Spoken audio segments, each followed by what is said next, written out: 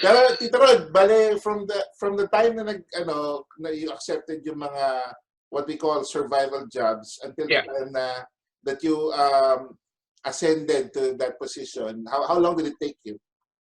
Yeah, in a way, after July, I told to my wife, Mom, I think we have to go to university Oh. in order to learn more to become a Canadian.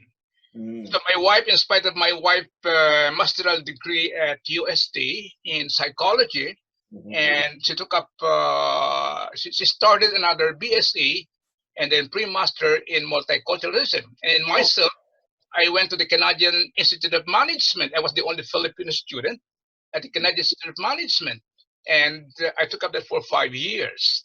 And the company recognized my being a university student, and they would, well, Rod, I'll promote you the moment you graduate and so on. Okay. So, but I left the company because I had so much enemy.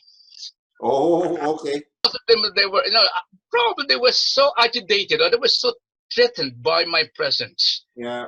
Siyempre may office politics din nun, di ba? Oh yeah, Yeah. too much. So anyway, at any rate, Linda and I were in the university at the same time working. We were working students. We worked daytime and we studied nighttime. Oh, okay. And my younger son Ron was still in the Philippines. Oh, it was just the two of you who came over. Yeah. Okay. So anyway, I said Linda, I said to my wife, Lynn, can we change the attitude of so many employers here? Every time I would go, they would look at me and, who is this Oriental looking guy asking for to become an advertising representative and so on.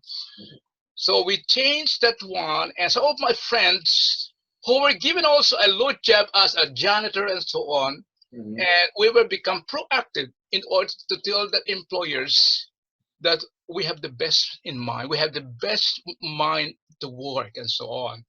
And we had so many seminars, and even during that time, anybody who committed a crime, a Filipino Oriental looking, they would mention at the headline in the newspaper, the Filipino who accosted or Filipino who stole something like that. Oh.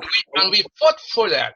We invited all the media, the Winnipeg Sun, the Free Press, please don't identify an Oriental as a Filipino. Oh, ginagawa niyo interchangeable yung description niya? Yeah.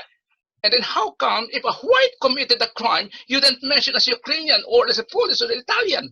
How come with the Oriental, either a Vietnamese or a Filipino? Oh. You are profiling us. Yeah. That you are giving us that all the Filipinos are law breakers.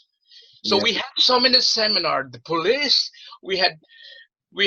I mentioned that like Freddy Villa, a friend of mine, my compare, and then one of the organizers of another association, another Filipino association at that time. That is another chapter in the history, and so on. So we changed the outlook, and most of the organization we tried to be proactive to change the image of the Philippines because it was too difficult for a newcomer to have a middle management job.